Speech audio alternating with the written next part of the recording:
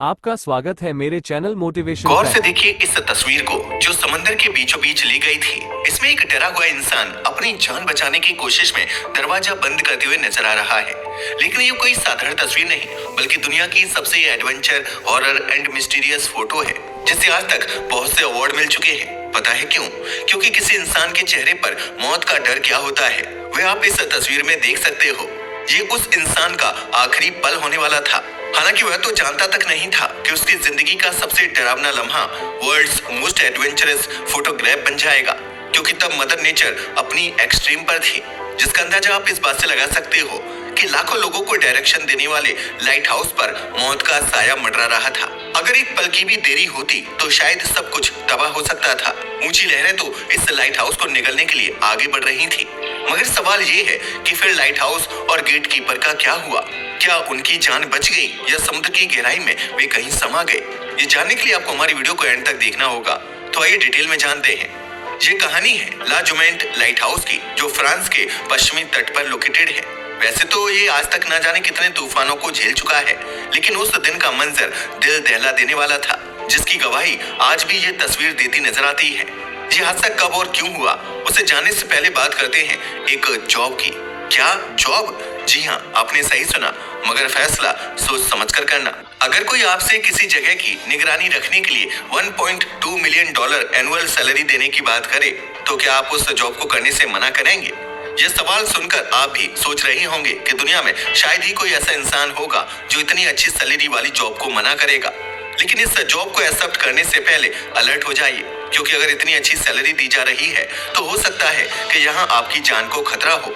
मगर सवाल ये है कि आखिर वो कौन सी ऐसी जगह है जिसकी देखरेख के लिए इतने पैसे दिए जा रहे हैं? क्या ये सच है या कोई स्कैम? और आखिर कौन सा गहरा राज छुपा है इस जॉब के पीछे? चलिए जानते हैं। दरअसल अटलांटिक ओशन के गहरे पानी के बीच एक ऐसी जगह है जिसकी सुपरविजन के लिए $1.2 मिलियन एनुअल सैलरी ऑफर की जाती है। यह पैसा कितना ज्यादा होता है इसका अंदाजा आप इस बात से लगा सकते हो कि अगर इसे इंडियन करेंसी में देखें तो यह अमाउंट लगभग 9 करोड़ रुपए के आसपास होती है। लेकिन हैरानी की बात यह है कि इतनी ज्यादा अमाउंट मिलने के बावजूद 1991 से लेकर आज 2025 तक यहाँ पर कोई भी काम करने के लिए तैयार नहीं है। हालांकि इस जगह पर केवल एक ही वैकेंसी है और वो भी खाली पड़ी है। मगर ये खाली क्यों है, इसका जवाब सुनकर आपके होश उड़ जाएंगे। दरअसल हम अटलांटिक ओशन में जिस जगह की बात कर रहे हैं वह कोई और नहीं बल्कि एक लाइट हाउस है, जो फ्रांस के सेंटिनल सिटी से लगभग 37 किलोमीटर की दूरी पर लोकेटेड है। तो आखिर ऐसा क्यों है कि कोई भी इंसान इस लाइट हाउस पर काम करने की जॉब करना नहीं चाहता? मगर ये समझने के लिए आपको पहले ये जानना होगा कि आखिर लाइट हाउस क्या होता है और इसे क्यों बनाया जाता है। लाइट हाउस की बात की जाए तो इसे समुद्री जहाजों को सही रास्ता दिखाने के लिए बनाया जाता था। लाइट हाउस बनने की शुरुआत तब हुई थी जब इंसानों ने समुद्रों को जीतने की कोशिश शुरू की थी, मगर उस समय साइंस एंड टेक्नोलॉजी का विकास नहीं था। तब ना तो इलेक्ट्रिसिटी थी और ना ही जीपीएस जैसा नेविगेशन सिस्टम, जिसकी वजह से जहाज समुद्र की ह्यूज वेव्स और डेंजरस रॉक्स के जाल में फंस जाते थे। दिन तो फिर भी निकल जाते, मगर रात में यहाँ दूर दूर तक सिर्फ अंधकार होता है, जिसकी वजह से जहाजों के लिए सही दिशा का पता लगा पाना तक नामुमकिन था। बस फिर क्या था, इन्हीं खतरों से बचने के लिए लाइट हाउस का कंस्ट्रक्शन किया गया। वैसे अगर बात की जाए दुनिया के पहले लाइट हाउस की, तो इसे लगभग 280 ईसा पूर्व इजिप्ट के अलेक्जेंड्रिया में बनाया गया था। इसे फेरोज ऑफ अलेक्जेंड्रिया कहा जाता है। ये 100 मीटर से अधिक ऊंचा था, पर उस समय का 7वां अजूबा माना जाता था, क्योंकि रात के अंधेरे में इसकी आग और धुएं की रोशनी समुद्र में कई किलोमीटर दूर से दिखाई देती थी। ऐसा कहा जाता है कि यह न केवल सेलर्स को रास्ता दिखाने के लिए था, बल्कि दुश्मनों से अलर्ट देने के लिए भी बनाया गया था।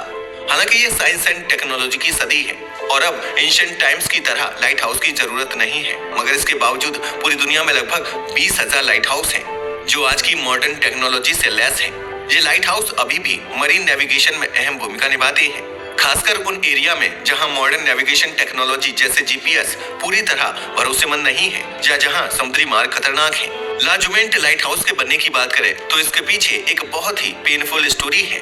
हिस्टोरियंस की माने तो 1888 से 1904 तक इस लोकेशन पर लगभग 30 जहाज समुद्र की नुकीली चट्टानों से टकराकर डूब गए थे। दरअसल समुद्र में कई ऐसी स्ट्रक्चर्स होती हैं जो हमें दिखाई नहीं देती, लेकिन उनसे टकराने पर बड़े हादसे हो सकते हैं। साथ ही यहाँ 1896 में ड्रामंड कैसल भी बर्बाद हो गया था, जिसमें 250 से ज्यादा लोग इसी समुद्र में दफन हो गए थे। ये एक बेहद खतरनाक हादसा था और इस तरह के एक्सीडेंट्स फ्यूचर में ना हो, इसके लिए 1904 में इस लाइट हाउस को बनाने का काम शुरू किया गया। कहा जाता है कि इस लाइट हाउस को बनाने में कई लोगों ने अपनी जान गंवाई थी, क्योंकि अटलांटिक ओशन के बीच एक ऊंचा टावर बनाना कोई छोटी बात नहीं थी। 1904 से शुरू होकर इस टावर को 1911 में पूरा कर लिया गया। इस लाइट हाउस की ऊंचाई 48 मीटर यानी 157 फीट थी और इसे ग्रेनाइट और कंक्रीट से बनाया गया था। इस लाइट हाउस को इतनी मजबूती से बनाया गया है कि समुद्र में उठने वाली डेंजरस वेव्स इसे पूरी तरह से ढक लेती हैं, इसे हिला देती हैं, लेकिन इसे गिरा नहीं पाती। अगर इसकी लोकेशन की बात करें तो ये समुद्र की जिस लोकेशन पर खड़ा है उसे समुद्र का सबसे डेंजरस पॉइंट माना जाता है, जिसका अंदाजा आप इस बात से लगा सकते हो कि जहां उठने वाली लहरें लगभग 120 किलोमीटर पर आवर की स्पीड से आती हैं। मगर 1989 में इस लाइट हाउस के साथ कुछ ऐसा हुआ जिसने इसे इतिहास में अमर कर दिया, क्योंकि उस दिन समुद्र की 20 से 30 मीटर ऊंची लहरें इस लाइट हाउस से टकरा रही थीं। ये लहरें कितनी शक्तिशाली थीं, इसका अंदाजा आप इस बात से लगा सकते हो कि इन्होंने लाइट हाउस की दीवारों तक को हिलाकर रख दिया था। उस दिन ला जुमेंट लाइट हाउस में वहां के केयर टेकर मौजूद थे, जिनका नाम था थियोडोर मेलबॉर्न। नॉर्मल डेज की तरह उस दिन भी मेलबॉर्न इस लाइट हाउस की सुपरविजन कर रहे थे, मगर उस दिन स्टॉर्म की आवाज इतनी तेज थी कि उनके रोंगटे खड़े हो गए, जिसका अंदाजा आप इस बात से लगा सकते हो कि थियोडोर मेलबॉर्न ने मन ही मन सोचा कि अगर वे आज जिंदा बच गए तो फ्यूचर में कभी इस लाइट हाउस की ओर आंख उठाकर भी नहीं देखेंगे। उन्हें लग रहा था कि वे बच नहीं पाएंगे, मगर तभी उन्हें हेलीकॉप्टर की आवाज आई। मगर अफसोस, ये उन्हें बचाने नहीं बल्कि दुनिया में मशहूर करने आया था। दरअसल तूफान के बीच जब थियोडोर मेलबॉर्न ने खिड़की से बाहर देखा तो उन्हें एक हेलीकॉप्टर नजर आया। ये हेलीकॉप्टर फेमस फोटोग्राफर जीन गीशाक का था, जिसे सी स्टॉर्म्स की फोटोग्राफी करना बहुत पसंद था। उस दिन भी वह अटलांटिक ओशन में उठे इस तूफान की फोटोग्राफी कर रहे थे, लेकिन मेलबॉर्न को लगा कि शायद यह हेलीकॉप्टर रेस्क्यू मिशन के लिए आया है। तभी तो उसने लाइट हाउस के दरवाजे पर जाकर मदद मांगने की कोशिश की थी, मगर ऐसा नहीं था।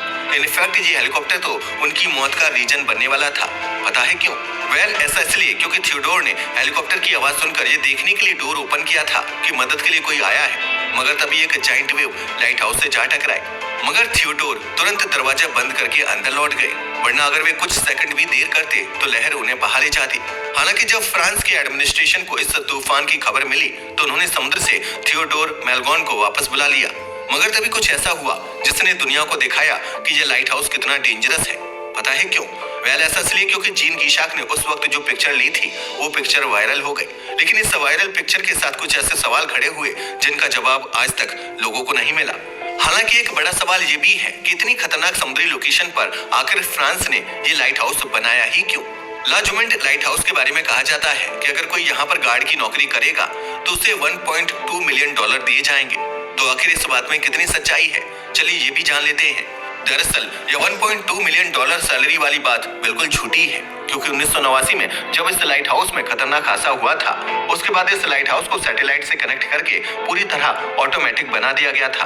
अब यहाँ पर किसी गार्ड की जरूरत ही नहीं है। हालांकि आज भी कुछ लाइट हाउस ऐसे हैं जहाँ पर वर्कर्स काम करते हैं। ये नौकरी एक्सट्रीमली डेंजरस एंड चैलेंजिंग होती है। इन वर्कर्स को नौकरी से पहले खास ट्रेनिंग दी जाती है और उनकी सैलरी 70,000 से 80,000 के बीच होती है, लेकिन $1.2 मिलियन की सैलरी वाली बात बिल्कुल झूठी है। लेकिन आप जानकर हैरान रह जाएंगे कि जब यह अफवाह उड़ी तो दुनिया भर के 50,000 लोगों ने इस नौकरी के लिए अप्लाई कर दिया। दरअसल यह एक तरह का स्कैम था जिसमें लोगों को फंसाया गया। इस स्कैम का शिकार वे लोग हुए जिन्होंने फेक वेबसाइट के जरिए फॉर्म सबमिट किए थे। आपको इस तरह के स्कैम से बचना चाहिए, क्योंकि कोई भी नौकरी इतनी ज्यादा सैलरी ऑफर कर ही नहीं सकती। वैसे आपका इसके बारे में क्या ख्याल है, हमें अपनी राय कमेंट करके बताइएगा। साथ ही अगर आपको हमारी वीडियो पसंद आई हो तो इसे लाइक करें और हमारे चैनल को सब्सक्राइब करना ना भूलें। धन्यवाद।